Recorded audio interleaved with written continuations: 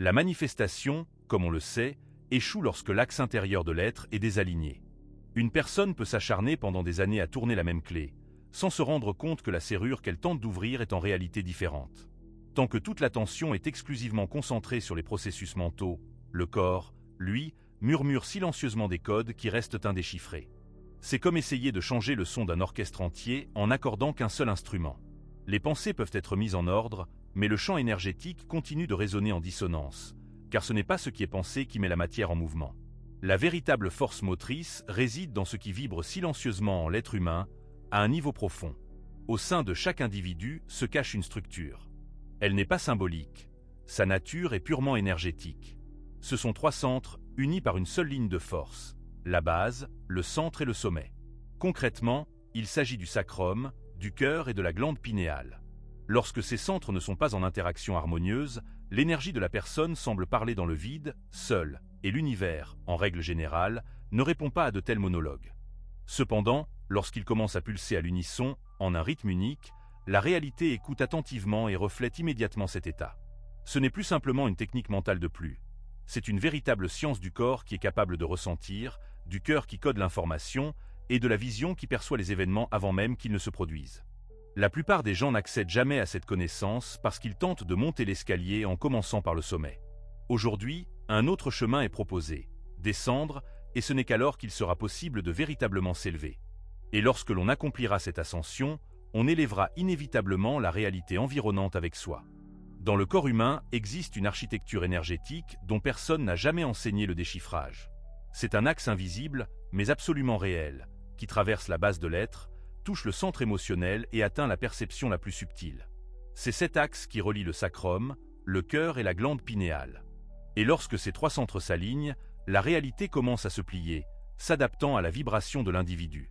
Ce n'est pas de la magie, c'est une structure vibratoire fondamentale.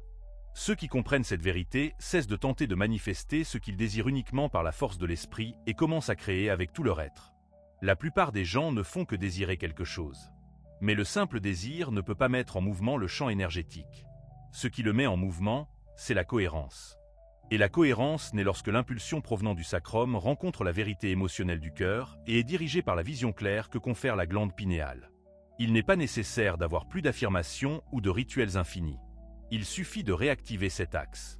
Car lorsque ce circuit s'éveille, le corps humain devient une véritable antenne pour la réalité.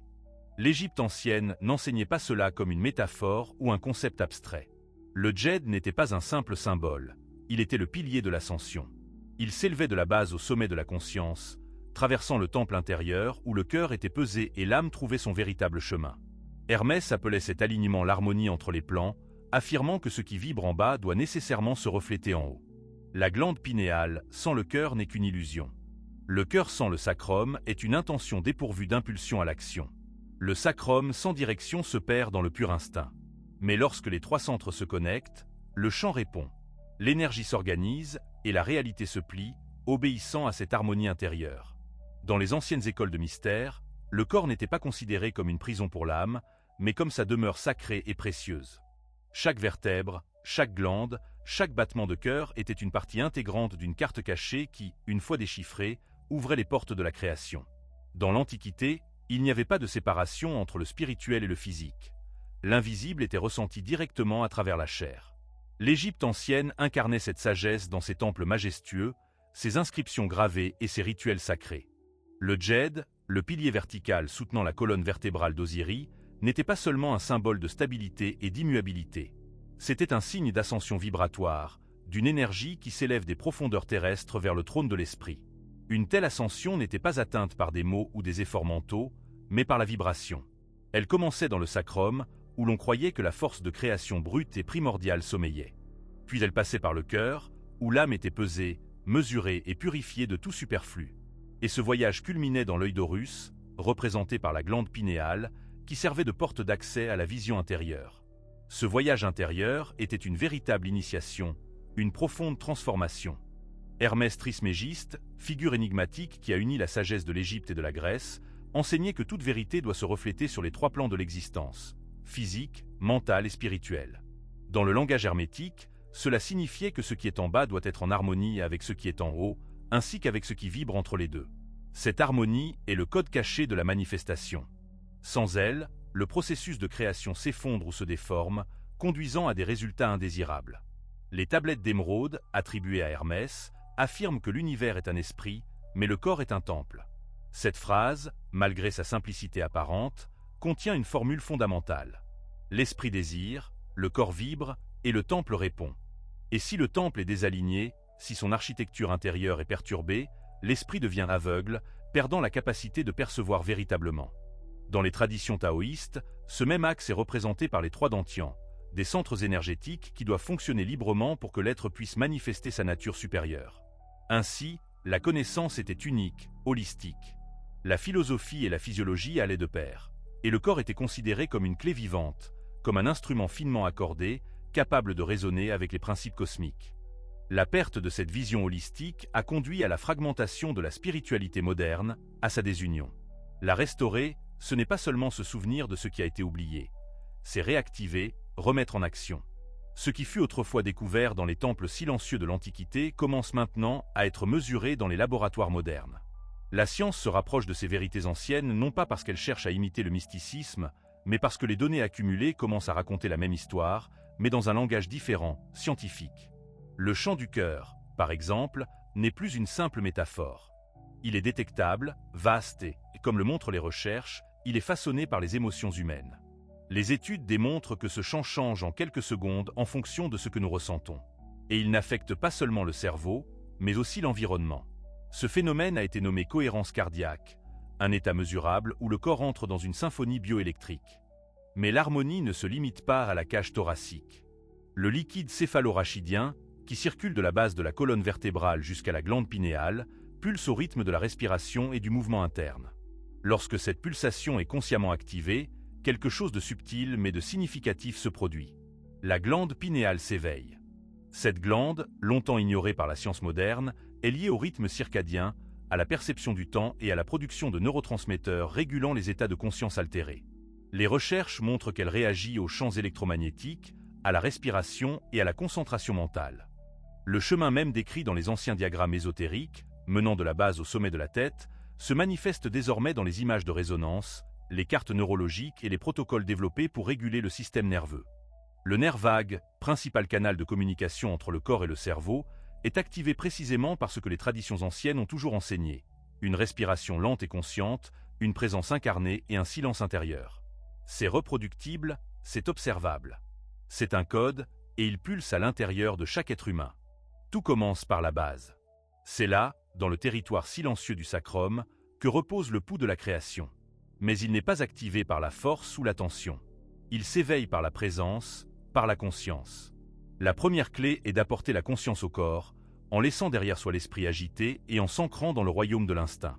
Pour cela, il est recommandé de s'asseoir en silence, de détendre les épaules, de fermer les yeux et de porter toute son attention à la base de la colonne vertébrale, de respirer profondément, sans se presser. En inspirant, il faut imaginer l'énergie de la terre monter vers le sacrum. En expirant, il faut relâcher le poids du contrôle, se permettre de se détendre. Cette respiration, apparemment simple, active le nerf vague et initie le mouvement du liquide céphalorachidien, éveillant ainsi la première connexion de l'axe. On ne fait pas que respirer. On signale à son corps qu'il est en sécurité d'exister, qu'il peut se détendre et être soi-même. Cet état est la porte d'entrée vers le champ de manifestation. Le sacrum commence à vibrer lorsqu'il se sent en sécurité, et non lorsqu'il y est contraint. Et la sécurité, à son tour, commence par la présence, par le fait d'être consciemment dans l'instant. Avec la base activée, le corps commence à se réorganiser au niveau vibratoire. On peut remarquer une légère chaleur, une sensation de pulsation, une subtile augmentation de la force vitale. Il ne faut pas s'attendre à un spectacle ou à des effets dramatiques. La véritable force réside dans la répétition silencieuse mais régulière. Consacrez quelques minutes chaque jour à ce premier mouvement. C'est le fondement sur lequel tout le reste sera construit. Si l'on ignore la base, chaque intention, aussi forte soit-elle, s'effondrera. Mais si elle vibre de manière stable et confiante, la réalité écoute attentivement. Lorsque la base vibre, il est temps d'accéder au centre, le cœur. Il ne s'agit pas du muscle qui pompe le sang, mais du noyau magnétique qui code la fréquence individuelle. C'est ici que l'impulsion brute se transforme en intention ressentie. Sans ce filtre émotionnel, l'énergie monte de manière désorganisée et le champ énergétique ne comprend pas son message. Le cœur doit ressentir la vérité pour rayonner la cohérence. Posez une main sur votre poitrine. Respirez comme si chaque inspiration était un acte de tendresse et de soin intérieur. En respirant, rappelez-vous quelqu'un ou quelque chose qui évoque un profond sentiment de gratitude. Il ne s'agit pas d'y penser, il est important de le ressentir. Ce sentiment génère un schéma électromagnétique spécifique, et c'est ce schéma que l'univers reconnaît. L'esprit peut mentir, mais le cœur, jamais. Lorsqu'il vibre dans la gratitude, l'amour, la présence, de nouvelles informations sont enregistrées dans le champ énergétique de la personne. Elle cesse de demander et commence à transmettre, à rayonner. C'est le point où le désir devient fréquence. Effectuez cet exercice pendant 3 minutes complètes. Sans vous presser, mais avec un engagement total et une immersion dans le processus. Remarquez ce qui change. La respiration ralentit. Le corps se réchauffe. L'esprit s'apaise. C'est le début de la cohérence. Et la cohérence n'est pas seulement une pensée positive. C'est un état où chaque partie de l'être dit la même chose simultanément, à l'unisson. Cette vibration est plus claire que n'importe quel mot. C'est là que l'univers commence à prêter attention. Maintenant que la base palpite et que le centre vibre, il est temps de passer à la vision. La glande pinéale, située au sommet de cet axe, est le point où la réalité intérieure rencontre l'invisible.